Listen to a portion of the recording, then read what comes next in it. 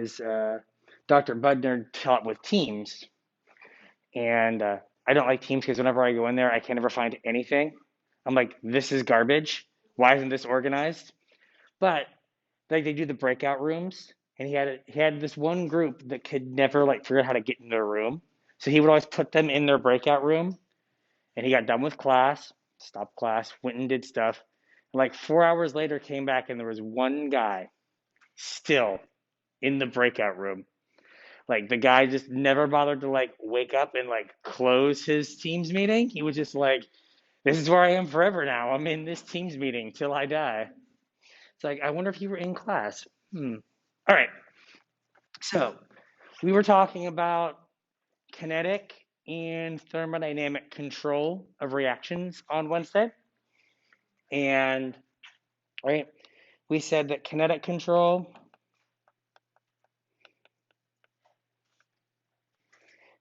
right, is low temp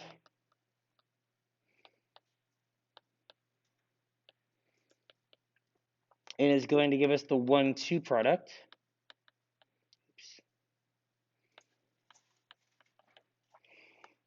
And then the thermodynamic control is just temp. High temp. We said that's basically room temperature and above. We put room temperature somewhere around 20 degrees C. Depending on what room you are on campus, that could go anywhere from 10 degrees C to like 30 degrees C. Lord only knows. Right? And that's going to favor the 1,4 product.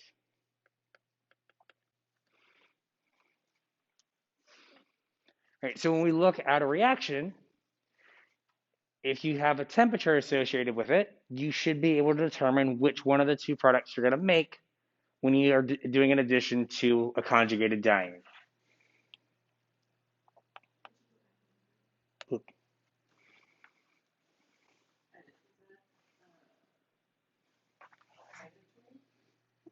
Sorry, it was approximately 20. Room temperature, approximately 20. No room on campus is so messed up that -20 is room temperature. It's just you and the Pfizer vaccine just chilling out. Like, we good, buddy? All right, cool. All right. So if you have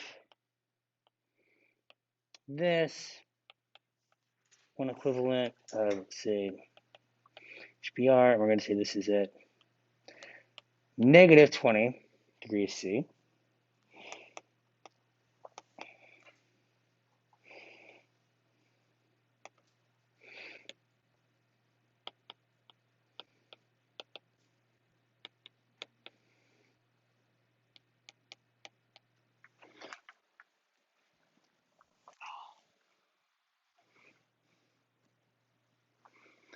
Right, so now we have all these things we've kind of stacked up on top of each other. Right, so we have our temperature. Oh, look at so many real life people. 4 cameras on. This is a new record. This is amazing. Hi, humans. So nice of them. All right, so -20 degrees C. Is this going to make the 1,2 product or the 1,4 product? 1,2. So I know I'm going to make the 1,2 product. Cool. Now, which double bond am I going to react with? Am I going to react with double bond A, or am I going to react with double bond B? B, because B has more substituents, right? So that rule still holds. B. So now, I have to remember that, right? HBr, I had hydrogen to one side, bromine to the other.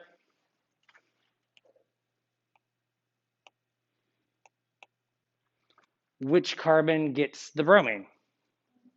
1, right? So just from that, you've got to kind of walk through like 4 things, right? What product am I going to get? That's from the temperature. What am I adding? That's from the reagent. What double bond am I reacting with?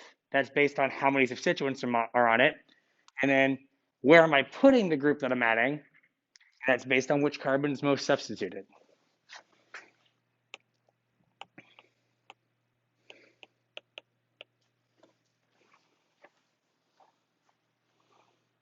The most, what do you mean gets one? Oh yeah, the most substituted carbon here is, I was just making it so if you didn't have to say like, that one, you could say like carbon one gets it. But yeah, so carbon number one, right, that carbon is going to, if you make a carbocation, right, it has a couple of things going for it. One, it's tertiary, and it's the allylic one, right, because you're always supposed to make the allylic carbocation. So you're going to put the carbocation on carbon one, and then that's where the bromine's going to add. So it has not only is the most substituted, it's also the carbon that gives you that is allylic. All right, for the next one, what product am I going to make? 1,4, because it's warm. All right, so you have, you're going to add chlorine to one side, hydrogen to the other, because it's HCl. Am I going to react with double bond A or B? B, more substituted again. So we're going to react with B. And I'm going to put my bromine, or sorry, my hydrogen, nope, try again. I put my chlorine on carbon 1 or carbon 2. Always make the allylic carbocation. Even if the one that's not allylic is more substituted, make the allylic carbocation. So when you have the diene, you should always make, it's orange now, I don't know why. Always make the allylic carbocation, the one that is going to be conjugated to the other double bond. That's the carbocation you want to make.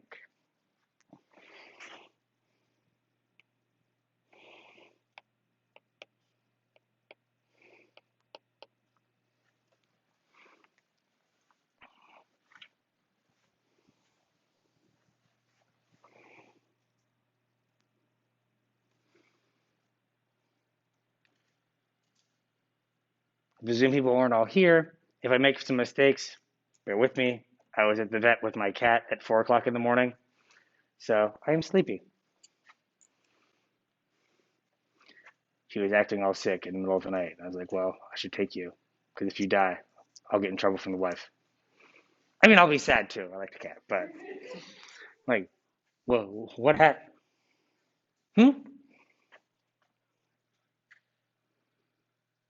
Because you always want to make this allylic carbocation. You always want to put the positive charge beside the double bond, so you have an opportunity for resonance.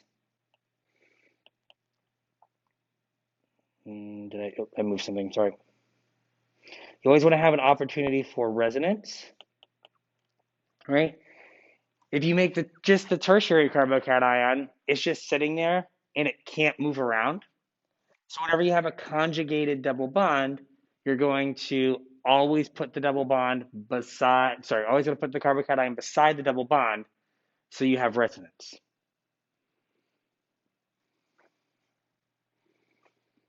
So here, like, kind of resonance overrules the always make the most substituted carbocation.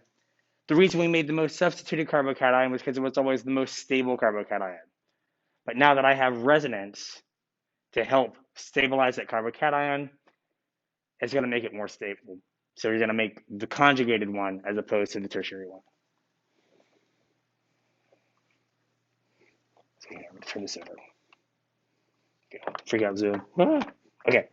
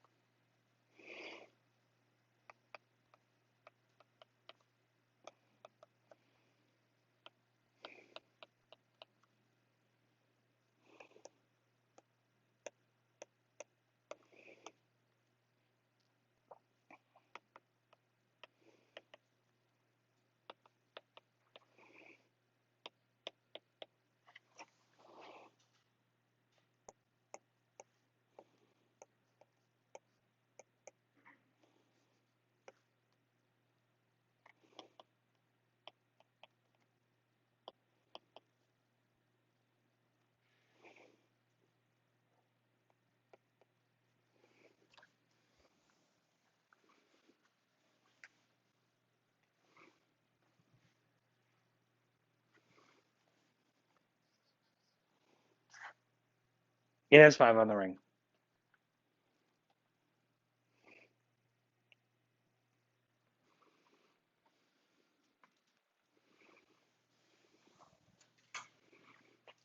At this point, my handwriting with a marker is basically the same as this, so you guys would have been screwed either way. So, okay. 1, 2, or 1, 4? 1, 2. What am I going to pick a different pair? What am I going to add? A CL to each side. Am I going to add those CLs to double bond A or double bond B? A, right? A has 3 groups on it. 1, 2, 3. B only has 1 group on it, so we're going to add to A. We're going to react with the double bond that has the most substituents. Here, because we're adding the same group to either side, doesn't matter which side gets the chlorine, they both do. Are those chlorines on the same side or on opposite sides? Opposite sides.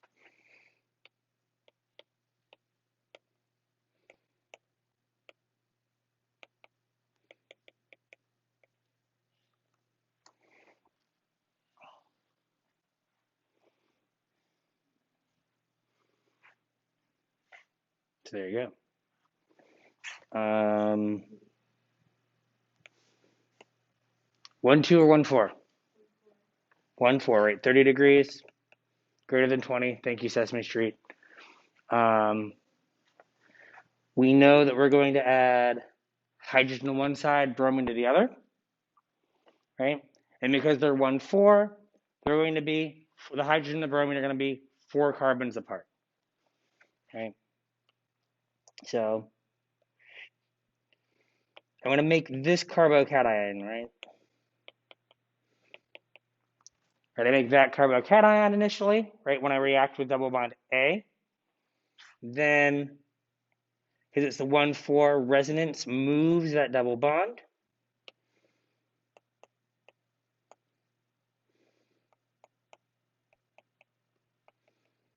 Then I add my Br minus to that.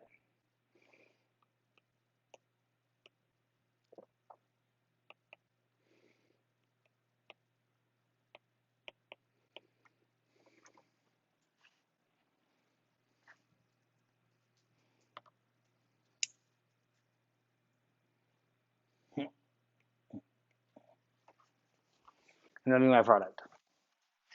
The reason it's important to decide if you're reacting with, I know I kind of skimmed over it, right? It was going to be A again, right? To decide if you're going to react with double bond A or double bond B first, because if you react with the wrong one, the bromine ends up on the wrong end of those 4 carbons, right? So you have to pick the right double bond to react with to make sure that you end up with the right product. Because if you react with the wrong one, the bromine ends up in the wrong place.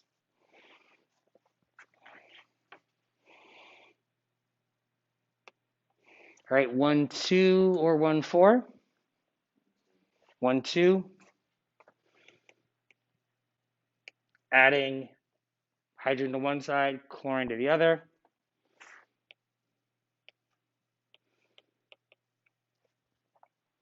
A or B, which double bond am I reacting with? B, right? A has 3 groups, B has 4. And then I'm going to put my chlorine on 1 or 2. 1, because it's the allylic carbocation, right? It's going to be beside the double bond, and they both happen to be tertiary, right? Tertiary allylic is better than tertiary just by itself. So we're going to make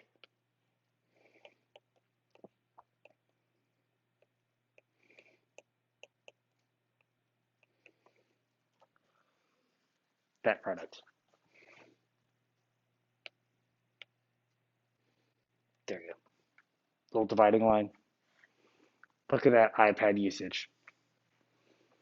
So organized. It's the way for the future here.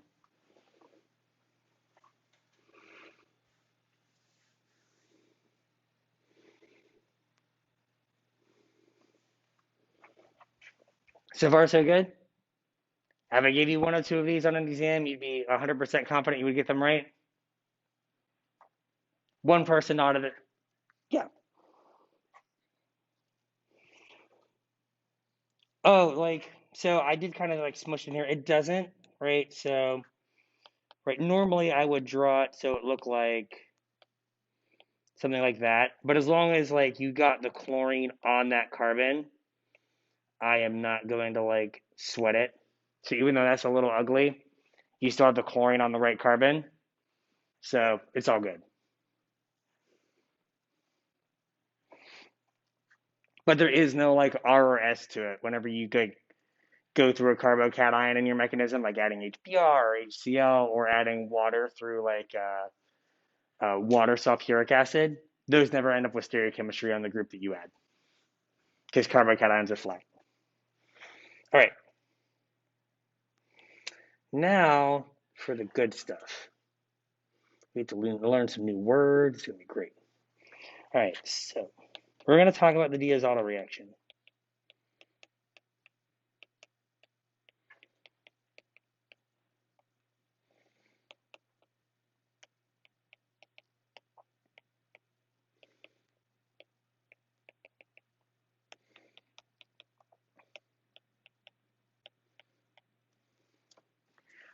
This is the best way to make a cyclohexene. Kind of whenever you see a cyclohexene, there's a good chance that it came from a Diels-Alder reaction. This is also the dream, right? This reaction is named after a dude whose name was Diels and another dude whose name was Alder from like, at this point, like 110 years ago. They are long dead. You are learning their names. This is the dream in organic chemistry. The Wakefield reaction, probably not going to ever happen. We can dream. Hey, I might hit it here in the next like 20 years, but as of right now, we're not on that trajectory. Again, the rule for all my research students is if you win the Nobel Prize in the future, you have to invite me to the ceremony. That's as close as I'm going to get. So, like, just like remember me, smart people. All right. So, a Diels-Alder reaction has two parts. You have a conjugated diene that is easily enough called the diene. And then you have another, usually double bond, another pi system. This is the part of the reaction that likes the diene. So this is called a diene-ophile. It loves it some diene. It wants to react with a diene. And so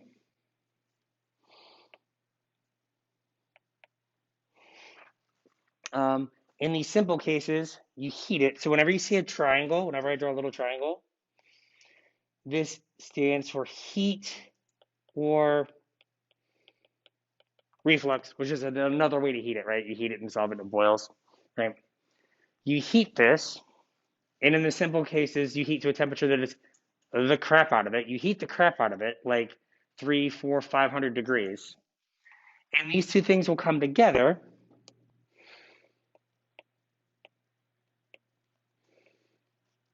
Oops, move my double bond. Okay, that got ugly. They will come together, and they will make a cyclohexene.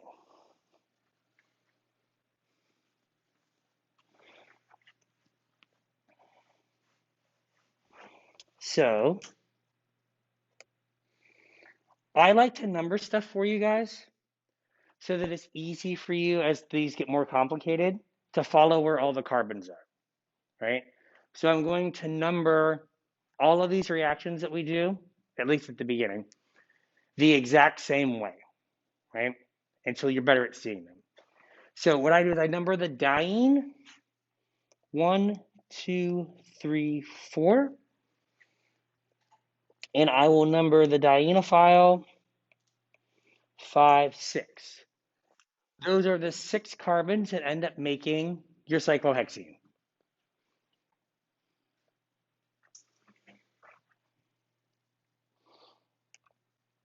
All right. So in the product, where do these carbons end up? 1, 2, 3, 4. Those are the 4 carbons that were the diene. 5, 6.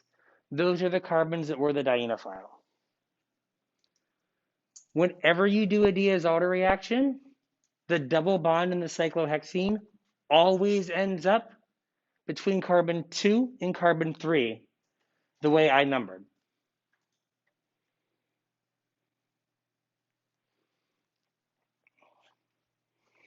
So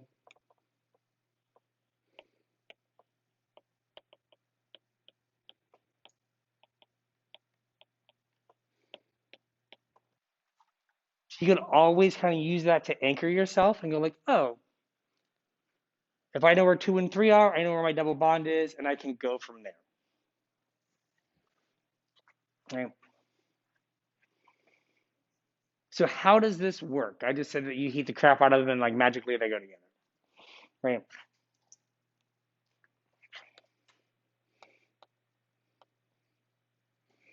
Let's get some colors. Everyone likes colors.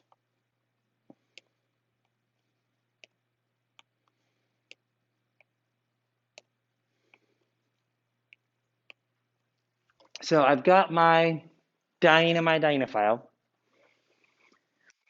And what happens is all the electrons, when you heat up these molecules, they will move around in a circle and make new bonds. So we'll use gray. These green electrons come here and make a bond from, if I number them,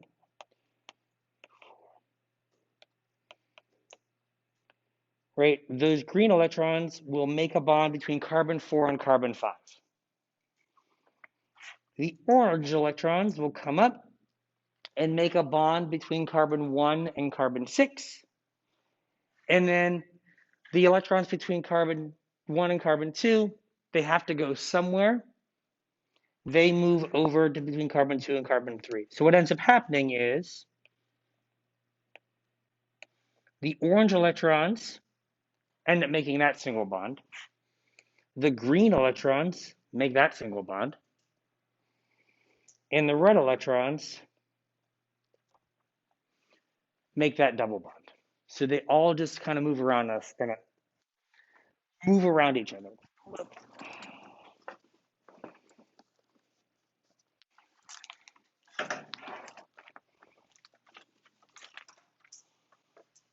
So here it starts out between 5 and 6, and then it ends up over here. So if I renumber 1, 2, 3, 4, 5, 6.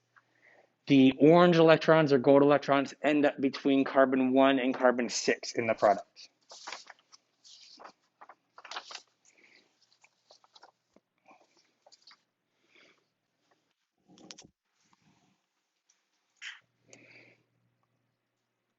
Yeah, so basically, if you think about it, the way I have it drawn, if you were to draw it stepwise, electrons left carbon 3, right? So carbon 3 needs electrons. And then electrons are going to carbon 1, right? So carbon 1 is going to have too many electrons.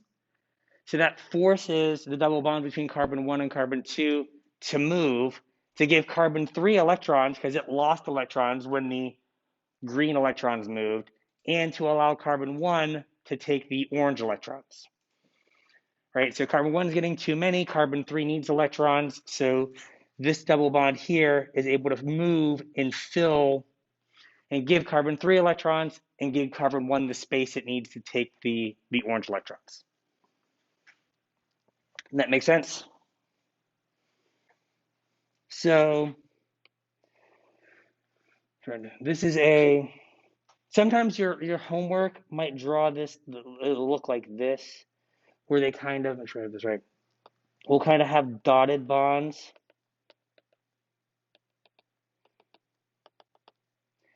Because this whole thing is a concerted reaction, which means all the bonds are broken and formed at the same time. right? So it's not that all those electrons are kind of taking turns, they're all moving at once. So it's a concerted reaction because the double bond between carbon 3 and carbon 4 is breaking at the same time the bond between 4 and 5 is being formed. So all those arrows that I moved, they're all moving at one time. And Diels-Alder reactions are paracyclic reactions,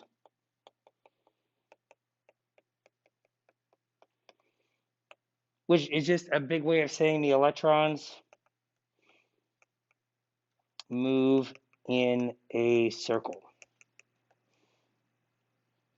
Oops, can't spell. Right. So all the electrons are moving in a circle. They're moving all at the same time, and all the bonds are breaking and being formed simultaneously.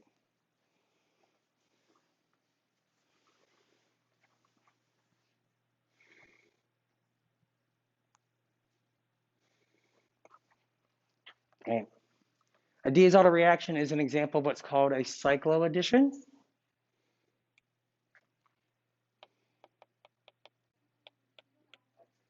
Sure.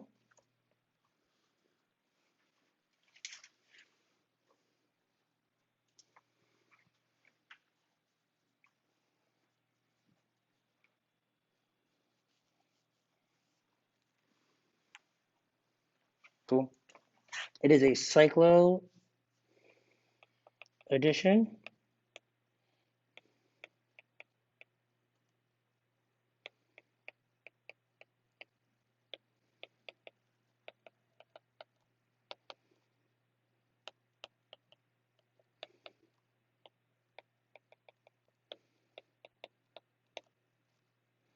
Right.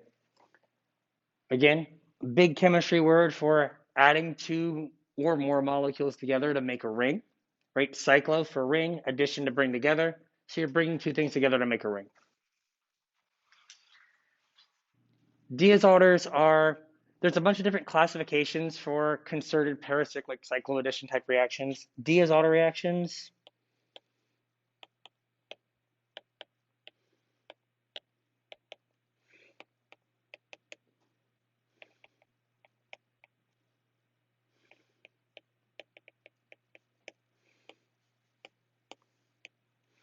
there are 4+2 cycloaddition.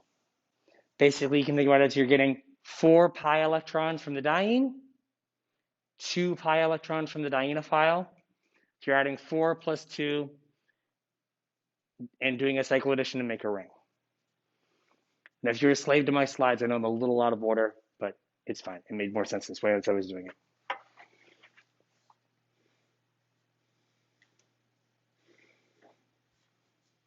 Fair enough? Okay. So, like I said, when you have really simple products or really simple starting materials,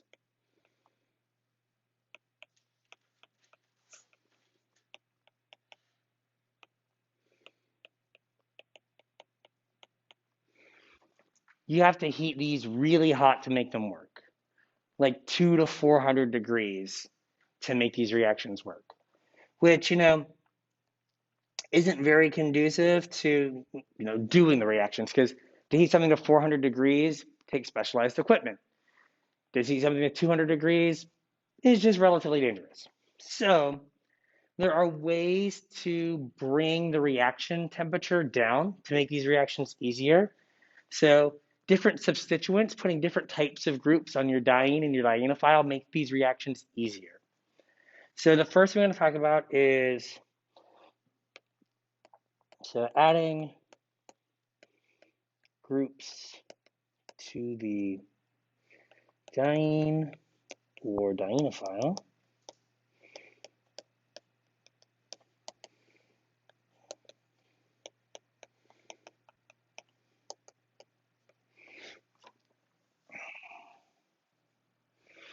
So the easy one of these to do is adding electron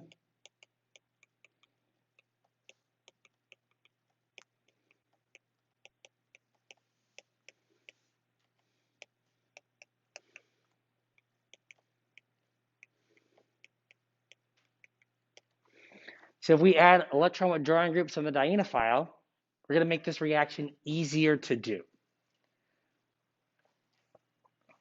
So generically, you will see, if you see EWG, that is the abbreviation we use for an electron withdrawing group. Right.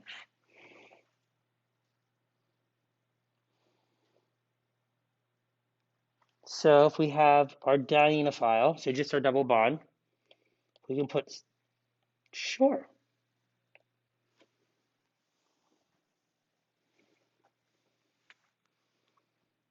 Still not used to the pacing. I'm used to having a whole board. Now I just have itty bitty screen. Excuse me, sir?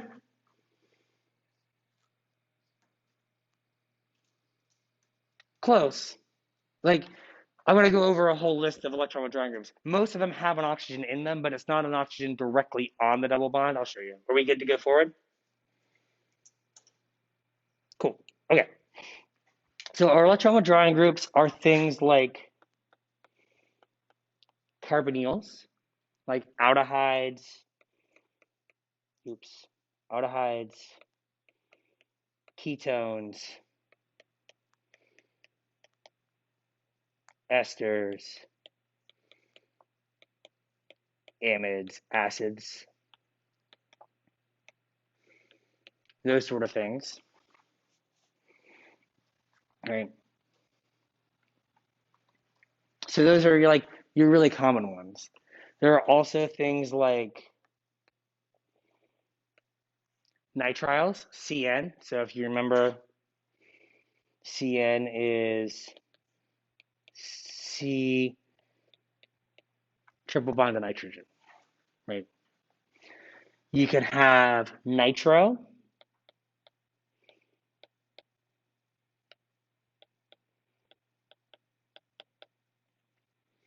right? And nitro is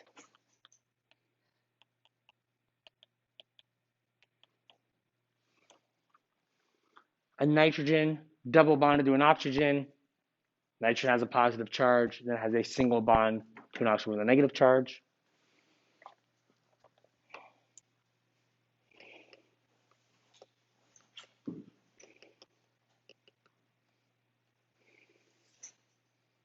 Or sulfone, which I'm kind of doing the same way.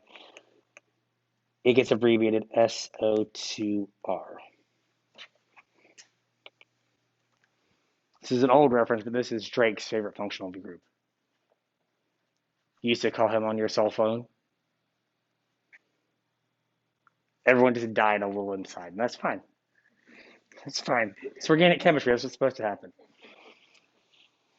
So other than nitrile, these all have a very similar structure, right? There's all of them have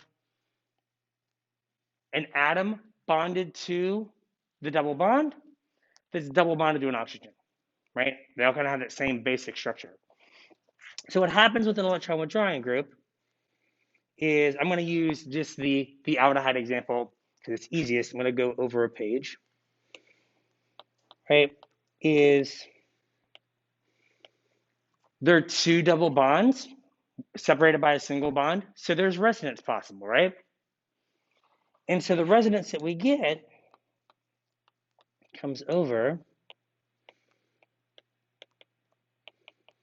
and we take electrons and they get pulled towards the oxygen, which makes sense because oxygen is more electronegative than carbon.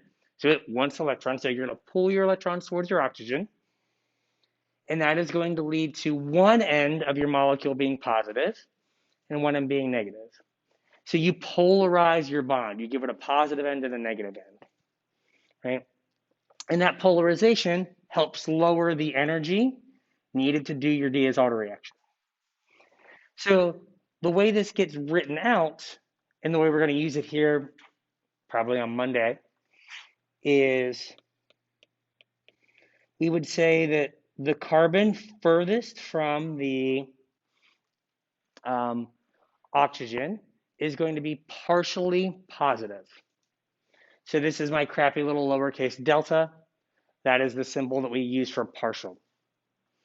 So this works for the aldehyde. It works for all the electron withdrawing groups. So I can just generalize and say, if I have a group that I identify as an electron withdrawing group on my dienophile, the carbon on the other end from that electron withdrawing group is going to be partially positive.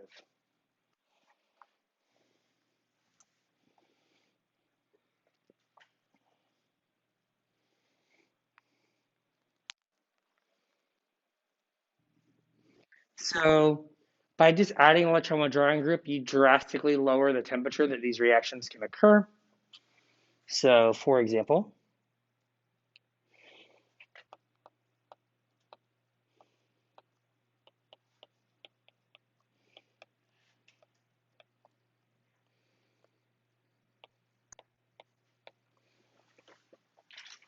this will occur right around room temperature, right? So here's where numbering becomes important and is going to help you some, right? I can go 1, 2, 3, 4, 5, 6, make my cyclohexene, put my double bond in. Wherever my double bond is always going to be carbon 2 and carbon 3, right? So you know when you number 1, 2, 3, 4, 5, 6.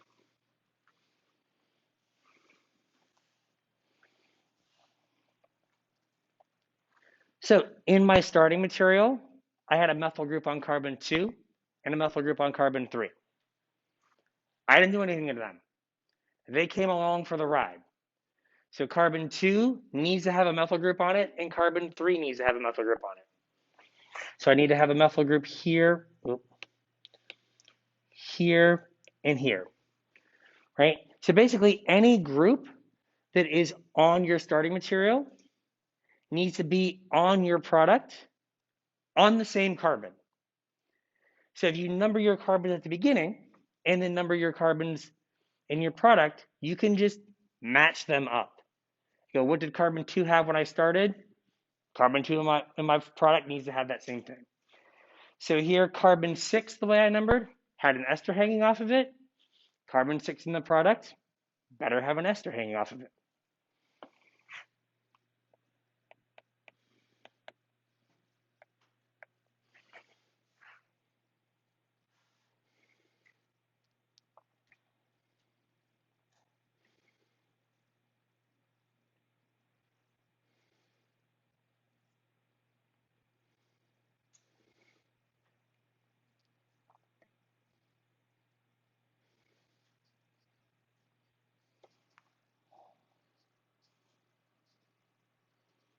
Mm.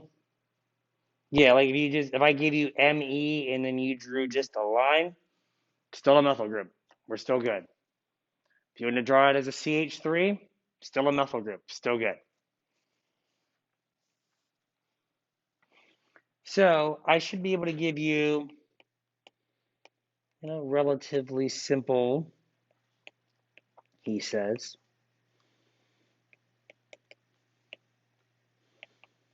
Right. Molecules, right? Diene, dienophile, right?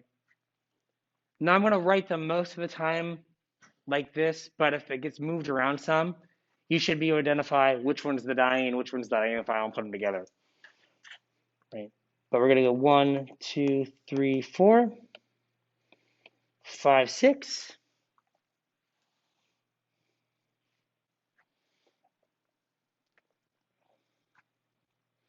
Right? So you're going to draw your product. 1, 2, 3, 4, 5, 6. Right? Carbon 1 and carbon 4 both have methyl groups. So they both need to have methyl groups in the product. So I got to throw a methyl. Again, I made it orange. A methyl and a methyl. Carbon 6 and carbon 5 both had aldehydes. They both need to have aldehydes.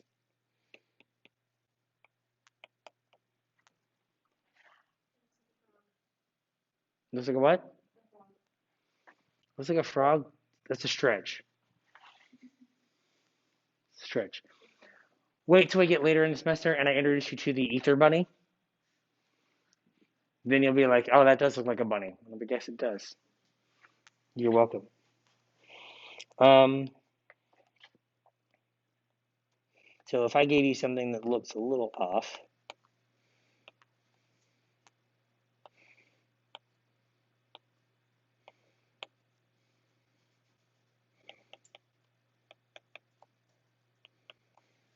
right? It's not written the exact same way, but you can still see, oh, hey, I've got a diene, I've got a double bond, I've got a dienophile, I'm heating it up, I'm going to do a Diels-Alder reaction. 1, 2, 3, 4, 5, 6.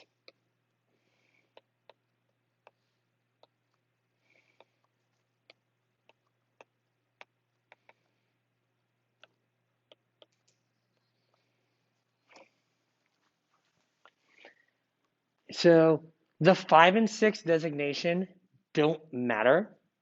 We're just using them to keep track of the groups on the carbon. The way I number them is I basically number them counterclockwise, right? But if you wanted to say, you know what, I want this to be 5 and this to be 6, for these examples, it doesn't end up mattering, right? The numbers are just there so you can number your starting material and your product and follow where all the carbons go. So it doesn't necessarily, it doesn't matter. Like you could use letters, you could use numbers for the diene and letters for the dienophile. It doesn't matter. It's just to help you figure out where stuff's going. So as long as you're consistent and you know that, okay, this is carbon 5 here and it's carbon 5 over here, and you can move your groups around, that's all that matters. Is you being consistent is what really matters. So like I will do it this way, like every single time, so that it's consistent. But if there's another way that works for you, that's not like, you know, they came down from on high from my UPAC land and said you must number this way, right? It's more just like let me help you see where everything goes, right? So 1, 1, and 4 have methyl groups. 2 and 3 have ethyl groups. Carbon 6 has an aldehyde, and we're good.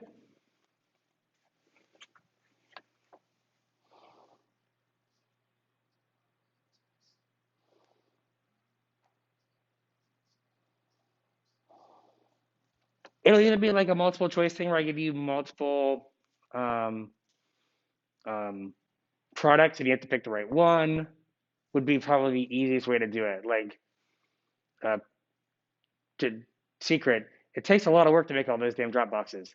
Not nearly as much work to draw 4 structures. So, probably just like 4 structures. But we are currently at like the crawling stage of Diels-Alder reactions. We've not got yet to running. So there's a lot of stuff that can get that's going to get added to this. To like slowly, we're going to slowly ratchet up the complexity here. But this seems pretty good, like this basic thing. You're like, okay, I can do this. So what about get a little more complicated here?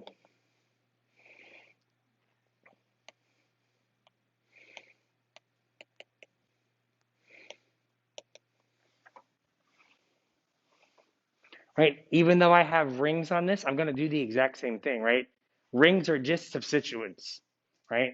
There's not really a difference between a ring and an ethyl group. So if I number this, 1, 2, 3, 4, 5, 6, I know I'm making my ring.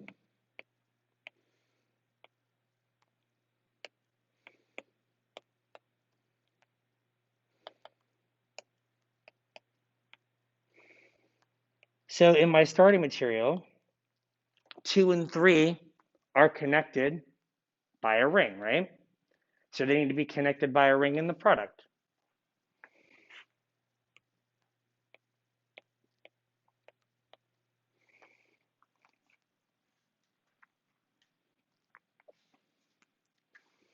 Carbon 6 had a ketone coming off of it, and 5 and 6 were connected by a ring. So they need to be connected by a ring in the product. Right, so if you looked at the top one and went like, oh, I can do that one. And then you looked at the bottom one and you're like, oh man, that's way harder, right?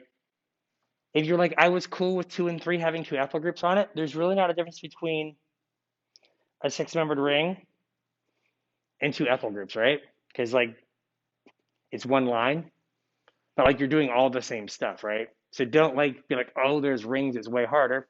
No, it's still all the same rules, just with literally one extra line. So don't get all in your head.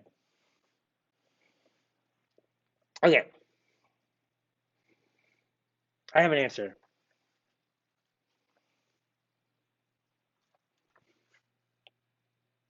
I did.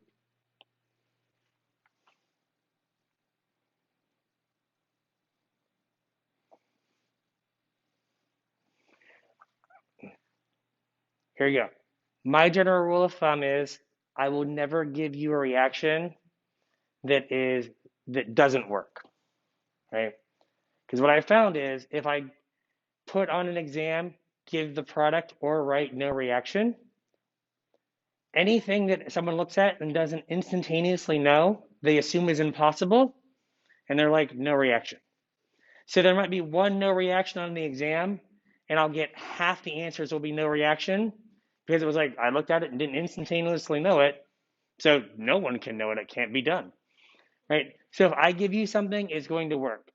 99% of the time, I'm just going to put the little triangle under it to indicate that you're heating it. I'm not going to give you a temperature, right? So don't stress. If I do give you a temperature, it's hot enough to do that reaction. That answer your question? Awesome. Yes. So I got to save you from yourselves. If I give you the option of no reaction, you're just like, oh, clearly no reaction. No reaction. This test is really easy. None of this stuff works. This is great. Organics all a lie. No, stop. Okay. So I have a little bit of time that I can introduce this next thing. We're not going to get very deep into it because there's only a few minutes. But at least to get your little wheels turning,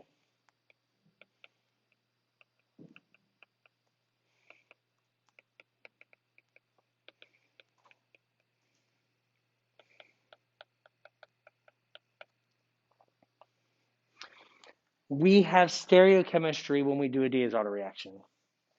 So you may or may not have noticed when we are doing the examples, right?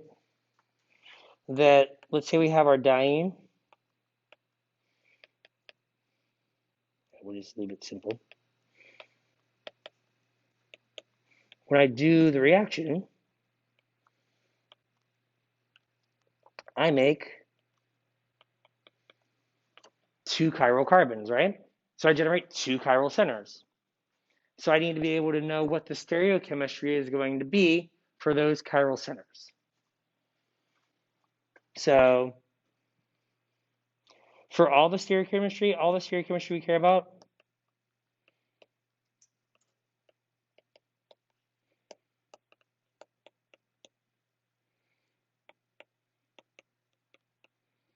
all stereochemistry we care about is going to be relative. Are these things on the same side or are they on opposite sides? Not is it R or is it S? It's are these across from each other or on the same side? Like that's what we're going to care about.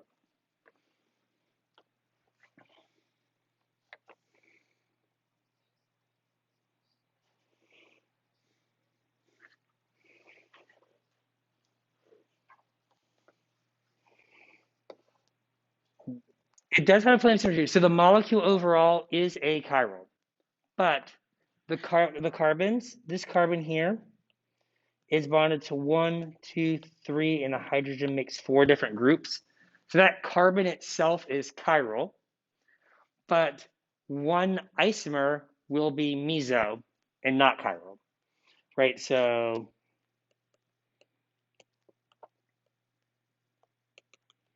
this molecule is chiral, has no plane of symmetry, has 2 chiral centers.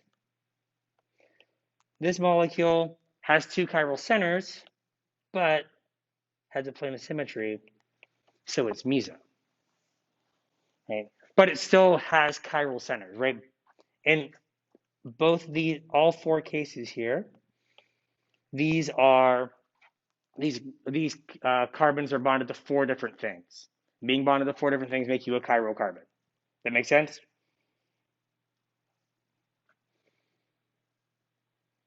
Excellent. And with that, it's 9:51. I'm like a business professor. I went over. So let's hurry up and get out of here before, like, I don't know, they do a hostile takeover.